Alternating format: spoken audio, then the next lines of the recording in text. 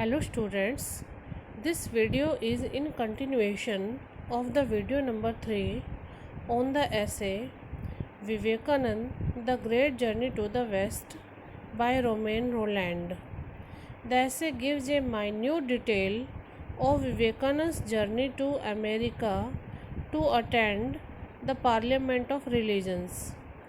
The essay depicts Vivekanand's journey as a journey of the unknown person without proper facilities and facing many hurdles during the journey, as the lack of proper information, the lack of money without any reference, facing much inconvenience and neglect by many, but his fate helped him to reach to his destination.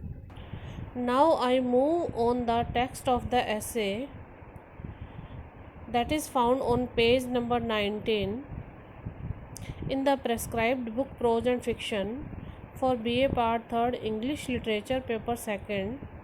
The text is: on Monday 11 September 1893 the first session of the Parliament was opened. On Monday 11 September 1893 the first session of the Parliament of Religions was opened. In the centre sat Cardinal Gibbons. The writer says that in the centre was sitting Cardinal Gibbons, it is the name of a person. Round him, to left and right, were grouped the Oriental delegates: Pratap Chandra Majumdar, the chief of the Brahmo Samaj, an old friend of Vivekanand, representing the Indian theists, together with Nagarkar of Bombay. Round to the Cardinal Gibbons, to left and right, were grouped the Oriental delegates representatives: Pratap Chandra Majumdar, the chief, who was the chief of the Brahmo Samaj, and he was an old friend of Vivekanand, representing the Indian theists. Theists means the believers of God, together with Nagarkar of Bombay. Dharampala, representing the Buddhists of Ceylon. Dharampala was there to represent the Buddhists of Ceylon. Gandhi, representing the Jains. Gandhi was there to represent the Jains. Chakravarti, representing with Annie Besant the Theosophical Society. Chakravarti was there with Annie Besant. He was there to represent the Theosophical Society. But amongst them all, it was the young man who represented nothing and everything. But among them all, it was the young man, it was Swami Vivekanand, who represented nothing, but he represented everything. The man belonging to no sect, he was the person who belonged to no sect or religion, but rather to India as a whole. He belonged to India as a whole, who drew the glance of the assembled thousands, who attracted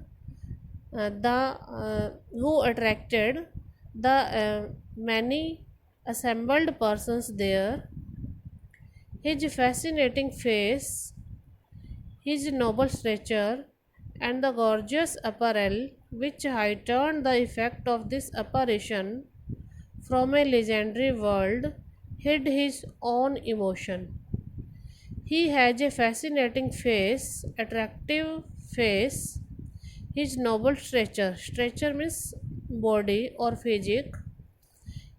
He had a noble body or physique or height, and the gorgeous apparel, and with his gorgeous or majestic or beautiful dress, which heightened the effect of this apparition. Apparition means appearance.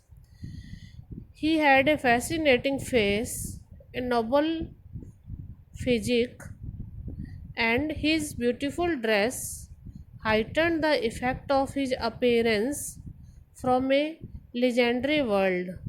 He looked like a person who belonged to legends or mythology, hid his own emotion.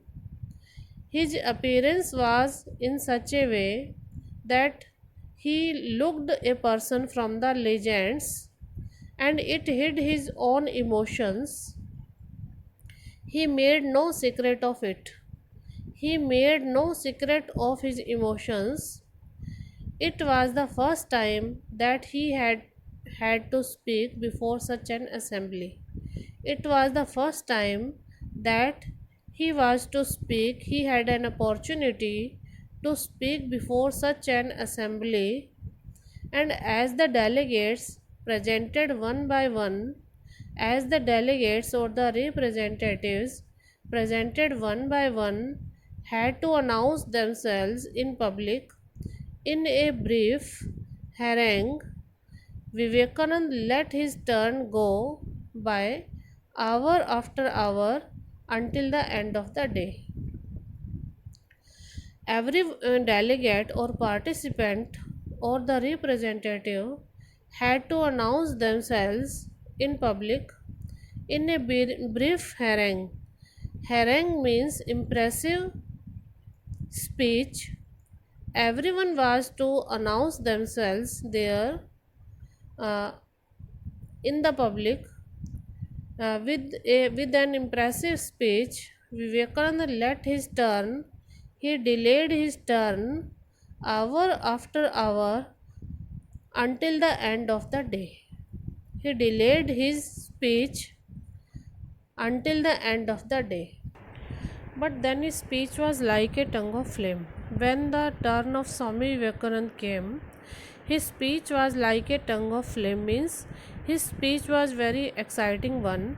Among the grey wastes of cold desertation, it fired the souls of the listening throng. Among the grey wastes here means long and boring speeches. Of cold dissertation means discourse or speech.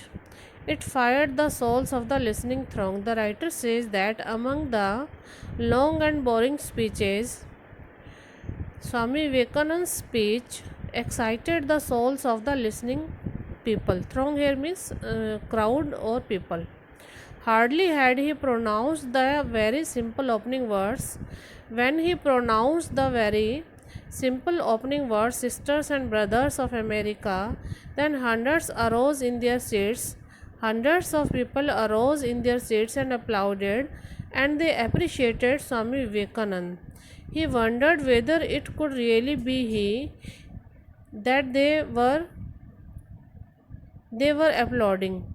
He wondered, he was in surprise whether it was really he who was being appreciated there. He was certainly the first to cast off the formalism of the Congress. He was certainly the first. He was certainly the first person who left the formalism of the Congress, who left the formality of the Congress, and to speak to the masses in the language for which they were waiting. He spoke to the masses or the crowd in a language for which they were waiting. Silence fell again when he spoke there. His effect was so much that people remained silent there. He greeted the youngest of the nations in the name of the most ancient monastic order in the world. He welcomed the youngest of the nations, means he greeted or introduced India in the name of most ancient monastic order in the world, the Vedic order of sannyasins. Order here is sect. He introduced India as having the ancient monastic order in the world and as the Vedic order of the sannyasins. He presented Hinduism as the mother of religions. He presented Hinduism as the mother or the base of all religions, who had taught them the double precept He said that Hinduism taught them, the people, the double precept. Precept here is the teaching or the principles. Accept and understand one another. It was taught by Hinduism that we should accept and understand one another. He quoted two beautiful passages from the sacred books. He quoted two beautiful passages from the sacred books, which are, "Whoever comes to me, through whatsoever form I reach him." And the other quote is, "All men are struggling through paths which in the end lead to me." He quoted these two beautiful passages from the holy books. Each of the other orators had spoken of his God. The writer says that each of the other speakers had spoken of his God, of the God of his sect. He alone, Swami Vivekananda alone, spoke of all their gods. He spoke of all their gods and embraced them in all in the universal being. He did not speak only about one God, he spoke about all the gods and he embraced them, he merged them uh, into one universal being, the universal truth or universal power. It was the breath of Ram Krishna breaking down the barriers through the mouth of his great disciple. It was the voice of it was the voice of Ram Krishna breaking down the barriers. It broke down the barriers of all religions through the mouth of his great disciple. Disciple is follower, and follower here is Swami Vivekananda. Swami Vivekananda spoke in this way that it seemed he was speaking the thoughts of Ramakrishna. Uh, he was becoming the voice of Ram Krishna, and he broke down all the barriers of religions. Uh, the Parliament of Religions gave the young orator an ovation. The Parliament of Religions, or the people present there, gave the young orator here is speaker, an ovation. Ovation is spontaneous and enthusiastic reception.